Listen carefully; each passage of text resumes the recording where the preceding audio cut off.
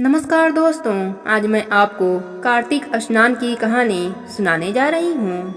प्रेम से बोलिए राई दामोदर की जय हो, कार्तिक के देव की जय हो।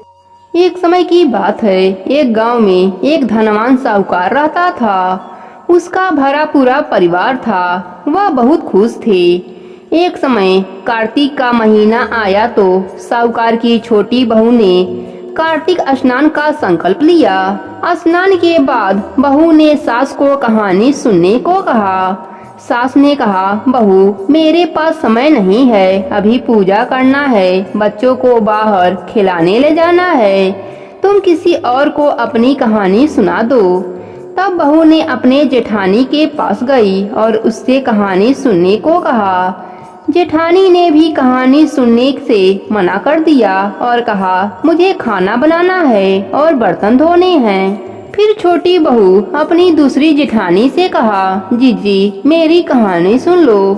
वह भी बहाना बना दिया और कहा, मुझे अभी बच्चों को देखना है। फिर वह अपने ननद के पास गई और बोली, ननद जी मेरी कहानी सुन लो।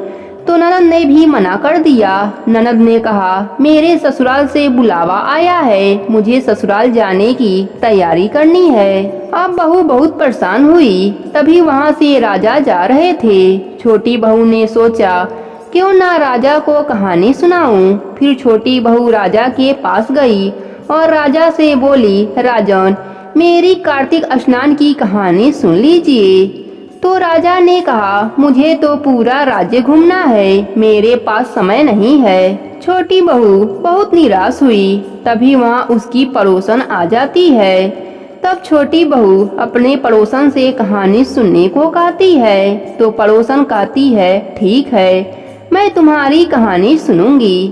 तब बहू और पड़ोसन दोनों मिलकर बढ़िया तरीके से पूजा करते हैं और कहानी सुनते हैं। पूरा महीना दोनों मिलकर यही नियम किया। छोटी बहू कहानी कहती और पड़ोसन कहानी सुनती।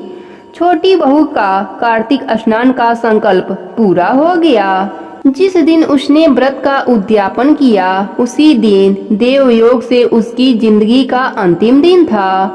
भगवान ने उसे लाने के लिए स्वर्गलोक से विमान भेजा। स्वर्ग से विमान आया देख छोटी बहू की सास भागकर उसके पास आई और बोली, मुझे भी तुम्हारे साथ जाना है। लेकिन बहू ने मना कर दिया। बहू ने अपने सास से कहा, आपको तो पूजा करनी है और गांव में बच्चों को खिलाने ले जाना है, आप मेरे साथ कैसे आ सकती हैं। फिर बड़ी जेठानी आती है तो बहू कहती है, आप मेरे साथ कैसे चल सकती हैं, आपको तो खाना बनाना है। फिर छोटी जेठानी आती है, उससे भी छोटी बहू कहती है कि आपको तो बच्चे संभालने हैं, आप मेरे साथ कैसे आ सकती हैं। इसके बाद ननद भी आती है। तब बहू ने कहा, तुम्हें तो ससुराल जाना है, उसकी तैयारी कर रही हो, तुम कैसे जा सकती हो। फिर राजा जी आए और कहा, मैं चलूंगा तुम्हारे साथ। लेकिन बहू उन्हें भी मना कर दिया और कहा, आपको तो पूरा राज्य घूमना है, आप मेरे साथ कैसे चल सकते हैं। आखिरी में बहू की पड़ोसन आती है और कहती है, मैं चलूंगी तुम्हारे साथ। तब वह कहती है, हाँ तुम चलो मेरे साथ, क्योंकि तुम ही तो हो जिसने कार्तिक के पूरे महीने में मेरी कहानी सुनी हो। छोटी बहू और पड़ोसन दोनों विमान में बैठकर स्वर्ग जाने लगे।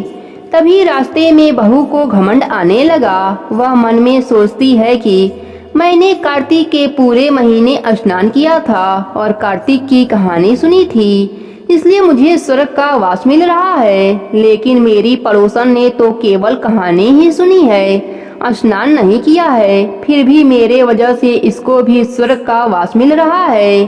बहू यह विचार मन में सोचे जा रही थी। अचानक भगवान ने उसे विमान से नीचे फेंक दिया। तब बहू ने भगवान से पूछा, भगवान मेरा अपराध तो बता दीजिए कि आपने ऐसा क्यों किया। तब भगवान ने कहा, तुम्हें अभिमान हो गया, इसलिए तुम यहीं मृत्यु लोक में रहो।